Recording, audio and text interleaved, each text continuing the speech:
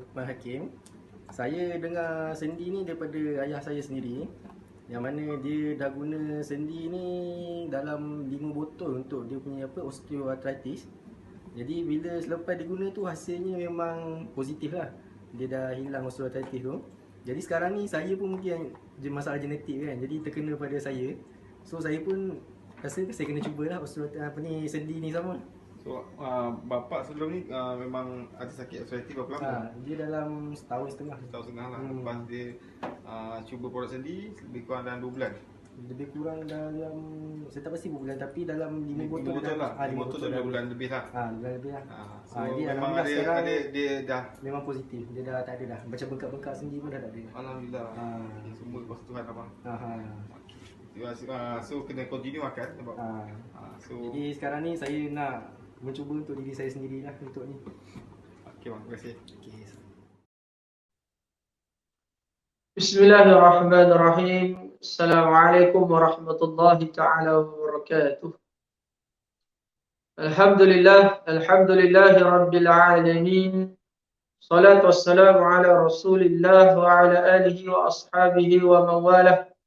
Subhanaka la ilma lana illa ma 'allamtana innaka antal alimul hakim. Rabbi shrah li sadri wa yassir li amri wa hlul 'uqdatam min lisani yafqahu qawli. Rabbi yassir wa la tu'assir. Amma ba'dihi fa ya ibadallah ittaqullah usikum wa iyaya bitaqwallah faqad fadal muttaqun. Qala Allah Ta'ala fi kitabillahil aziz, a'udzu billahi minas samii'il 'aliim minasy syaithaanir rajiim. ومن أحسن قولا ممن دعا إلى الله وعمل صالحا وقال إنني من المسلمين. صدق الله العلي العظيم. وقال النبي محمد مصطفى رسول الله صلى الله عليه وسلم عن أبي موسى رضي الله عنه أن النبي صلى الله عليه وسلم من صلى البدرين دخل الجنة. رواه البخاري أو كما قال Nabi Muhammad sallallahu alaihi wasallam. Alhamdulillah, bersyukur kepada Allah Subhanahu wa taala, Tuhan punya dunia, salawat dan salam ke atas junjungan besar Nabi Muhammad sallallahu alaihi wasallam. Mudah-mudahan Allah Subhanahu wa taala merahmati kehidupan kita, mudah-mudahan Allah taala istiqamah kehidupan kita dalam keadaan iman dan amal. Salam subuh tuan-tuan sekalian, hadis Rasulullah yang sebelum tadi saya baca tadi, man sallal badrain dakhalal jannah. Apabila kita jaga 2 waktu sejuk semayang ni, insya-Allah Allah Taala akan bagi jannah, syurga Allah Taala. 2 waktu sejuk ni waktu asar dan waktu subuh. Bermulanya sejuk waktu asar, berakhirnya sejuk waktu subuh. Jaga 2 benda ni kata Rasulullah, dakhalal jannah. Baik. Okay, hari ni kita nak bincang hal apa? Hari ni saya nak bincang pagi subuh ni hal mengenai silap faham kita dalam agama. Silap faham kita dalam ritual yang kita nak amalkan ni tuan-tuan sekalian.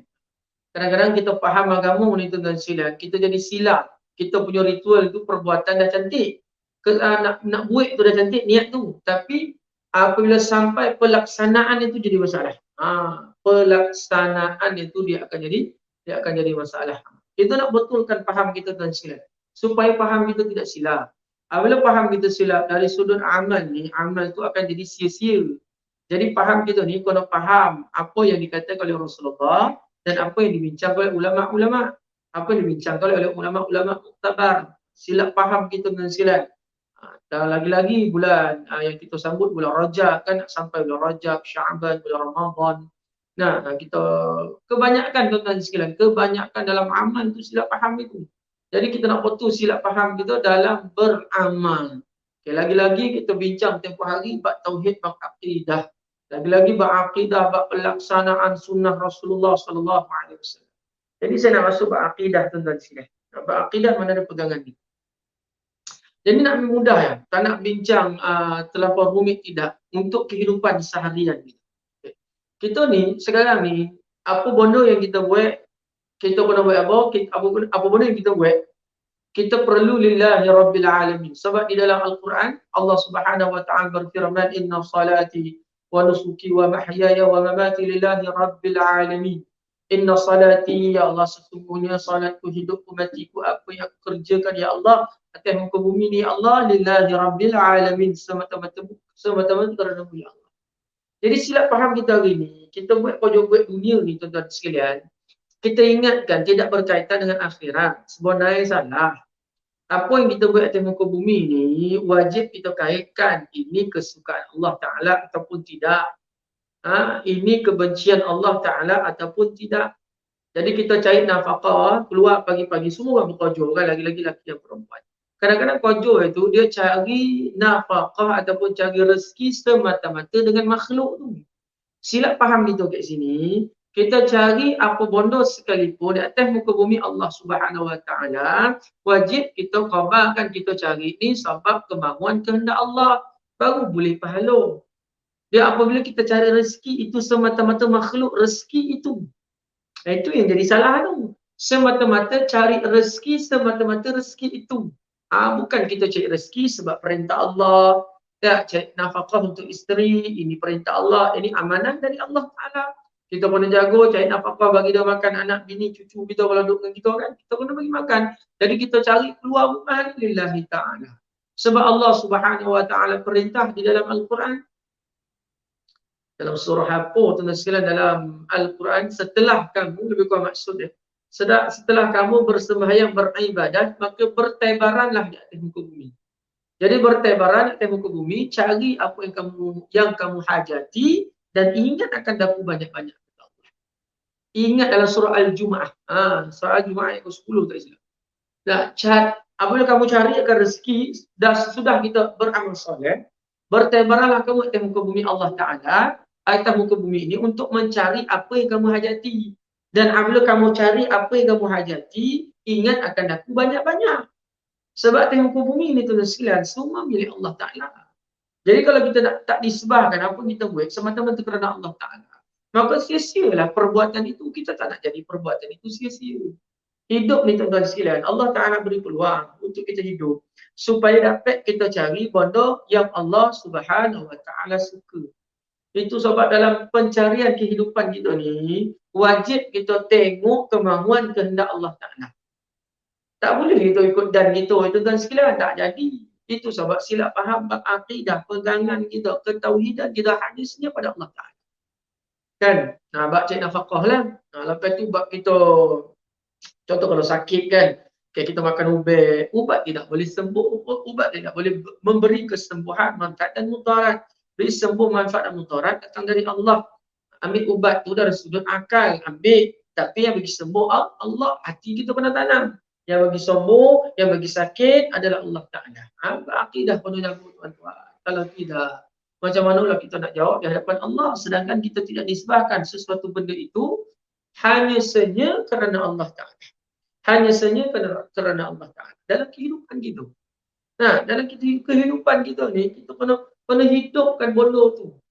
Barulah kekuatan akan sampai, kekuatan iman. Apabila kekuatan iman akan sampai, akan memudah urusan ibadah kita. Ibadah kita insya-Allah akan jadi betul. Sebab apa? Niat kita betul. Apabila niat salah, ibadat kita akan jadi salah. Jadi kita keluar cari kojol lepas ni, mana-mana yang keluar pagi-pagi tu sekalian cari nafkah sebelum subuh dah keluar dah. Sebelum melangkah tu niat dalam hati saya cari benda ni sebab Allah Ta'ala perintah nak jaga anak bini, nak bagi nafkah, nak bagi makan. Bukan sebab nak kaya, tidak. Tidak, itu bukan sebab yang utama. Kita kena betulkan niat kita tak nak akidah kita ni jadi salah. Yang kadang-kadang itu benda kita, kadang-kadang kita tak ambil peduli pun benda tu. Sebab kita tak nampak akan kebesaran ni, akan dia punya kesan ni, kita tak nampak. Sebab apa nusilan? Kita tak yakin sebenarnya, tidak yakin yang Allah Ta'ala yang memberi. Allah Subhanahu Wa Ta'ala yang memberi apa yang ada di muka bumi ni, semua milik Allah Ta'ala. Jadi apa benda kita buat satu, kita nisbahkan kerana Allah. Benda tu jadi pahala, benda tu jadi manfaat sia-sia. Jadi silap faham inilah kadang-kadang kita rasa hidup ni memang hidup semata-mata. Tidak kita memikirkan akan kemahuan dan kehendak Allah Subhanahu Wa Ta'ala. Tidak kita memikirkan kemahuan dan kehendak Allah Subhanahu Wa Ta'ala. Hidup semata-mata. Itu yang jadi masalah. Jadi mungkin jadi risau, silap faham. Lagi tu silap faham kita dari sudut amalan gitu. Tadi akidah kan, dari sudut amal gitu.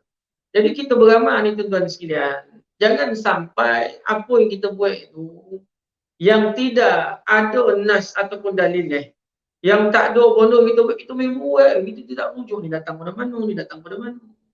Kalau kita taklid bodoh yang betul tu, alhamdulillah cantik. Kita takut kita bersandar dengan bodoh yang salah. Itu sebab tuan-tuan sekalian, silap faham dalam amal ni kita kena jaga.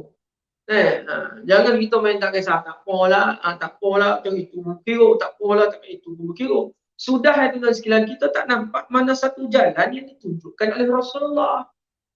Jadi macam mana nak hidupkan agama dalam kehidupan kita 24 jam? Apa jalan yang tuan-tuan sekalian? Kadang-kadang kita pun rasa, ya Allah, macam mana nak hidupkan agama 24 jam dalam hidup ni, dalam perbuatan sehari-hari. Jawapan tuan-tuan sekalian tak ada 3, tak ada 2. Ini yang satu jawapan. Kita hidupkan sunnah di dalam kehidupan. Itu sebab silap faham bahagian sunnah, silap faham bahagian amal, yang kadang-kadang bondo tu harus, itu yang kita kerjakan. Bondo sunat kita tak kerjakan, jadi silap macam tu. Itu sebab perlu kepada ilmu untuk kita membetulkan silap faham tu. Contoh kita semayang pagi Jumaat, kita buat sujud sajadah kan. Kita buat apa? Sujud tilawah, baca surah sajadah. Surah sajadah, sujud tu nama dia sujud tilawah. Kita buat sampai ayat yang ada tanda masjid tu kan, kita buat. Jadi perbuatan sujud tilawah, baca pagi-pagi sujud surah sajadah itu bukan satu kewajipan. Kadang-kadang siap tengok, saya tahu apa nak makanan, siap tengok teks, tak hafal surah sajadah. Bodoh tu bukan muakkad. Bodoh tu bukan muakkad, tuan-tuan sekalian, bukan yang dituntut, bukan seperti kuno, kan?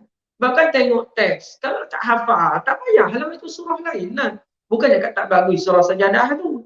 Takut-takut kita cakap wajib buat di pagi Jumaat. Kalau imam tak baca surah sajadah, itu rasa lain lah. Tak buat sujud tilawah pagi itu rasa lain. Tidak. Ini silap faham ni lah tuan-tuan silap. Silap fahamnya kita rasa benda tu satu kefarduan. Jadi tuan-tuan imam, kena tahu kan, bodoh ni bukan satu kewajipan. Tapi tu hari ni sekarang tuan-tuan sekalian orang baca surah Al-Mulk, surah sajadah. Apa yang disyak kan, baca. Jadi kita kena baca, ini bukan satu kewajipan. Kadang-kadang jemaah ni tak berani nak bangkit mungkin ada hal kan. Bukan satu kewajipan. Rasulullah memang wirid dan menuni tiap-tiap malam sebelum tidur. Tapi itu bukan satu kewajipan. Kalau benda tu menyusahkan akan jamaah, mungkin ada hal jemaah nak bangkitlah, tak ada masalah. Mana yang nak tunggu. Itu benda tu kita kena tahu. Kena letakkan ini sunat, ini apa benda makruh, ini wajib, ini haram. Kena tahu satu-satu. Barulah perbuatan kita ni jadi cantik. Perbuatan kita cantik. Apa yang kita nak buat ni tuan-tuan sekalian, kita tak ada rusing ataupun tidak ada was-was dalam diri kita untuk melakukan sesuatu perkara. Sebab benda ni kita nak buat bertemu dengan Allah. Ambil perhatian tuan-tuan sekalian. Ambil perhatian dari sudut amal, nak amal sunnah ini berkaitan ataupun tidak. Doa waktu khutbah Jumaat kan, waktu khutbah Jumaat. Waktu khutbah Jumaat, apabila akhir khutbah tu, apa baca doa? Kan kita tangan ramai, amin. Tak salah angket, tapi tak kono pada trompet. Kadang-kadang kita nak cakap, manusia nak cakap, kadang-kadang cakap, aku takut cakap saya Wahabi pula. Bukan masalah Wahabi ataupun tidak, masalah itu bertepatan ataupun tidak. Tuan-tuan. Kan? Khutbah yang kedua tu lah, kan angkat tangan amin. Amin. Usah, bodoh ni, adakah tauqih ataupun dalam hadis Rasulullah diamal, diberitahu oleh imam-imam madhab. Memang waktu doa tu sekalian kita angkat tangan memohon nak bagi tahu kita ni hamba Allah Taala yang dhaif. Makna kita angkat tangan ni tuan-tuan sekalian, kita nak bona. Bukan mana kita marah angkat tangan, tapi waktu solat Jumaat. Kita fahamlah waktu solat Jumaat dalam hadis Abi Hurairah. Tiap-tiap Abi Azan, bila sebelum dia azan dia akan ingatkan, sebelum imam naik khutbah dia akan ingatkan tentang hadis Abi Hurairah. Tak boleh bercakap tuan-tuan sekalian walaupun kita melarang ataupun memain kerikil. Jadi oleh kerana kadang-kadang itulah ada kena seorang ustaz cakap tak apalah angkat tangan, bukan masalah tak apalah angkat tangan tu baik, tidak. Itu bertepatan ataupun tidak. Benda tu bukan nak menyusahkan, kita kalau boleh betul, kita betul kan.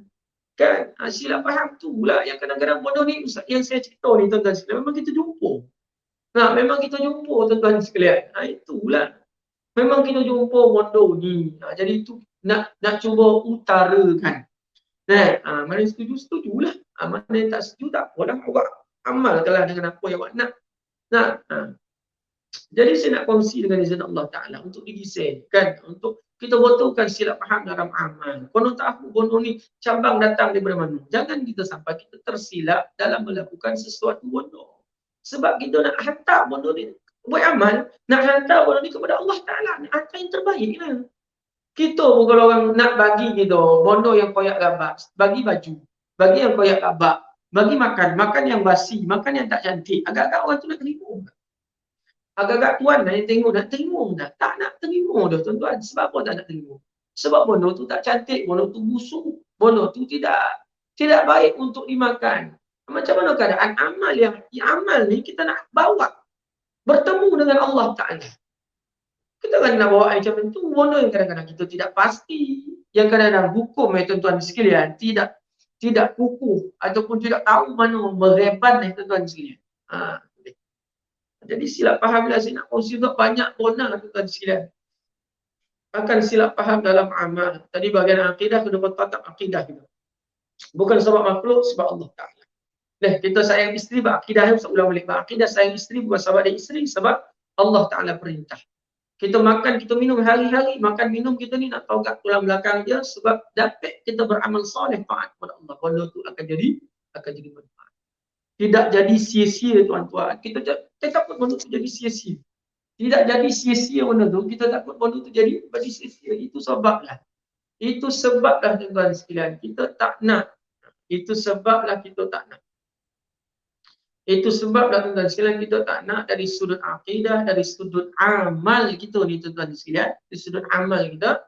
Boleh jadi silap faham. Silap faham masalah dunia kita dapat botol tak apa. Sampai ke akhirat nanti. Ke akhirat dah tak ada darul amal. Ke akhirat darul lakat. Tempat botol kesalahan kita mana kat sini. Tempat membetulkan kesalahan kita dekat mana sekalian kat sini. Lagi-lagi orang masuk bab Ramadan kan. Bab puasa tu ya Allah. Kadang-kadang silap faham bab hukum hakam. Ada orang cakap waktu puasa pantut tak boleh. Korek hidung. Korek hidung korek lah tuan sekalian. Kalau gatal. Kalau kita memasukkan dengan sengaja, rongga yang terbuka, hukum dia makruh. Sampai satu tahap, dia akan jadi haram. Tapi sampai ke sini, kawasan ini, kawasan yang nak sampai ke dalam pong-pong tokak ni kan ada selalu hidung sampai ke tokak tu kan. Kalau kita tersedak kan masuk dalam hidung kan, ada macam terasuk kat sini kan, keluar. Kalau kita minum tersedak, kadang-kadang keluar air kat sini. Sebab dia ada lorong Allah Ta'ala buat. Kalau kita korek sampai ke sini, tahulah tuan sekalian, batal. Boleh jadikan batal puasa itu sampai sini gatal. Korek lah. Seboleh-boleh kita korek. Gerudi tuan-tuan sekalian. Kita dalam keadaan kita gatal. Ini tahan. Hidung sakit tahan. Ya Allah. Semua orang masuk sakur lah tuan-tuan sekalian. Dan sini muka kan apa yang kita nak risaukan lah. Kalau kita masuk makruh dengan sengaja. Kalau sampai ke tahap haram tu, sampai tahap boleh membatalkan puasa, tapi tak ada orang korek hidung sampai ni. Sampai ni, korek lah tuan-tuan sekalian dekat pelopak. Dia tidak jadi masalah. Tapi tu kat telinga, korek lah kat telinga, jangan sampai belakang ke gondang. Nak masuk, kita terasuk ke gondang ni sakit. Dia jolok lagi baru batal. Kat luar, masuk dalam ni tak ada masalah. Silap faham dalam amal. Lepas tu apa lagi? Masa kita singkat mungkin 20 minit kita buat live ni. Kita buat rakaman untuk kuliah subuh ni tuan-tuan sekalian. Tapi tu lagi satu kan bahagian khabar orang tua tu ni tuan-tuan sekalian. Nah, kita orang tua-tua kadang-kadang kita sampai kuku jangan nanti pendek umur. Innalillah. Apa penemuan kuku umur gitu tuan-tuan sekalian? Mana dulu orang tua beritahu jangan sampai kuku malam tak ada lampu, takut sampai terkopit daging ni. Itu betul lah silap faham. Dia punya pengajaran, dia punya pengajaran tu bagus. Tapi pelaksanaan kepahaman bodoh. Takut bodoh tu jadi sampai ke sudah. Bodoh cakap pendek umur sampai kuku. Tu masalah. Duduk kat bantal, busul buntut. Apa bodoh bantal dengan bisul buntut tu dah. Sebab apa tuan sekalian? Sebab orang tua-tua dulu tak nak duduk kat bantal. Sebab bantal apa buat pada kekapu. Duduk nanti bocah. Nak nakut-nakutkan anak cucu. Dia buat macam tu. Tapi kita faham lagu tu. Ni nak beritahu. Takut silap faham itulah yang mengundang satu masalah bila berhadapan dengan Allah Ta'ala. Lepas tu bodoh-bodoh yang kadang-kadang masuk hutan, minta izin tok nak cucu, tak potong kancing, apa masalah. Kalau jawab kat jin tu, apa kahwin dengan nenek kau? Tak masalah kita pukam kita nak lagi tu kan. Kita baca doa-doa yang ada di dalam hadis yang diajar oleh Nabi SAW. Jadi, tuan-tuan yang dirahmati, yang dikasihi oleh Allah. Pondok ni lah kita kena butuhkan silap faham. Yang pertama dalam akidah, dalam kita punya ibadat kita, dalam amal kita. Jadi, pondok ni kita kena butuhkan. Dia banyak lagi sebenarnya tuan-tuan silap. Jadi, saya nak buka pondok tu, nak buka cerita subuh ni supaya tuan-tuan sekalian dapat, nak share sekali tuan-tuan sekalian dapat manfaat. Boleh tahu, boleh kaji. Kita ni kena kaji sebab kita nak bagi ibadat ni menghadap Allah Ta'ala. Bukan sesuka hati kita nak buat, tidak. Bahkan dalam pemakaian kita, tudung kita ada cara, pakai seluar kita ada cara, pakai baju ada cara, jangan melosang. Itu dan sila tak jadi. Kita ni manusia. Nah, manusia dalam surah Al-Zalzalah, laqad khalaqnal insana fi ahsani taqwim. Bukan surah Al-Zalzalah, surah Al-Qadr. Allah Alam, saya lupa. Laqad khalaqnal insana fi ahsani taqwim. Dicipta kita sebaik-baik kejadian kan. Kita kena jadikanlah bodoh kita sebaik-baik. Jangan kita tak apalah, minta apalah, tak jadi tuan-tuan sekalian. Apalah jadi. Dari bab sudut pemakaian kau nak tengok kita pakai macam mana kan. Tengok apa yang dimahukan dalam agama. Tak ramai orang tanya saya isu sajak ni tuan-tuan sekalian. Tu masalah kalau tak ada ilmu. Main tak apalah dan tahu tu ada orang yang mendukung tu masalah. Itu tak setuju orang yang menghantar, mengkeji, melebihi tuan-tuan sekalian. Salah. Memang tak boleh lah. Tapi kita jangan sampai menyokong. Apa yang dia buat tu dilaknat oleh Allah Ta'ala. Transgender ni tuan sekalian dilaknat oleh Allah. Tukar-tukar jantina, Allah laknat. Sampai dia neraka kalau dia tidak bertaubat dengan Allah Ta'ala. Jadi kita bagi peluang lah. Dia pun saudara kita. Apa yang dia mengaku. Kalau tanya tuan badan sendiri lah. Kalau dia kena cukup kan. Tanya tuan badan lah. Kau cerita bab murtad keluar Islam ni. Betul-betul ataupun tengah kau tertekan. Kau tak ingat apa kau cakap. Tengah sewel, tengah mereng gitu. Orang tanya lah. Kalau nak mengapikan orang ni hati-hati. Jangan sesuka hati. Kadang-kadang kita tak kaji agama. Ngapi kawan tu satu. Nah, ada syarat tuan-tuan sekalian. Jangan kita main buka macam tu lah. Baik. Kita berbalik pada perbincangan kita. Mengenai silap faham dengan izin Allah ni tuan-tuan sekalian, kita pun nak atasi. Kena beritahu dengan masyarakat. Kan kadang-kadang masyarakat tak tahu. Mana yang tahu, kita pun nak bagi tahu. Berkatalah benar walaupun pahit, kata Rasulullah. Kita cakap benda yang betul. InsyaAllah Allah akan bantu. Jadi Masya Allah tuan-tuan sekalian, untuk ilmu pagi subuh ni, ilmu kita ni tuan sekalian berkaitan dengan silap faham. Yang saya cerita tu pada poin-poin dengan izin Allah yang besar-besar. Saya cerita benda tu nak buka minda gitu. Nah, nak cerita panjang lagi kan. Okay, nak buka minda tuan-tuan sekalian, termasuk saya sekali, supaya memikirkan bondo yang kita buat ni berkaitan ataupun tidak dengan apa yang ditunjuk oleh Rasulullah dan para alim ulama. Kalau tidak berkaitan tuan-tuan sekalian, jangan gitu. Bondo tu akan jadi sia-sia. Ingat, kembali kepada Allah, kita akan tunjukkan bondo perbuatan kita buat di muka bumi. Jangan kita main tak apalah, berkira bona. Tidak, kita nak jadi yang terbaik. Bukan kita nak sombong, nak bongkak, nak belagak. Tidak. Nak jadi yang terbaik, nak bagi Allah Ta'ala yang terbaik. Hidup kita di muka bumi, suatu hari kita akan mati. Mana ada orang kat langit? Rasulullah Habibullah Allah wafatkan tuan-tuan. Walaupun roh Rasulullah dijadikan sebelum arsh dijadikan. Hebat Rasulullah, tapi wafat Rasulullah. Makna orang yang hebat, manusia yang hebat, batang tubuh yang hebat. Title Habibullah, kekasih Allah pun pergi meninggalkan kita dengan segala habis 1500 tahun. Masya Allah. Jadi mudah-mudahan kita nak jadi yang terbaik dengan sekalian kita nak betulkan salah faham kita dalam urusan keagamaan, urusan keduniaan. Kalau kita jaga agama kita, insya-Allah Allah Taala akan pelihara dunia. Sebab maksud hidup kita akhirat, dunia ini hanya sampingan sahaja. Jadi mudah-mudahan insya-Allah Allah Taala beri manfaat dalam pertemuan kita di pagi subuh ini tuan-tuan sekalian, walaupun lebih kurang 20-30 minit masa kita bertemu, mudah-mudahan benda itu jadi manfaat untuk kita amal daripada kehidupan kita dan sekalian. Mudah-mudahan Allah Ta'ala beri taufik amal dan sabar insya-Allah. Sekian saja, sehingga bertemu lagi masa yang akan datang. Aku li qauli hadza astaghfirullah wa lakum. Assalamualaikum warahmatullahi taala wabarakatuh. Okey. Sejak lepas dah makcik minum air ni, alhamdulillah sakit itu makcik beransur okey. Daripada susah nak bangun, cik senang bangun. Dan kawan-kawan cik pun tengok cik berjalan macam lepas kudung sekarang ni. laju. Guna ni. Berapa Jadi botol lah? berkesan lah untuk Acik. Sekarang Acik minum 2 botol. Alhamdulillah. Jadi orang kata tu yang daripada tengok keadaan Acik. Kawan Acik tanya lama, Acik kata tu tengok pada tindak balas pada Acik dulu. Kalau Acik berjaya, bila orang tengok, alhamdulillah Acik dah makin cergas. Makin tak ada lah macam dulu tak angkut jalan. Jalan lah. Tu dia orang nak juga tak gitu. Sikit ya.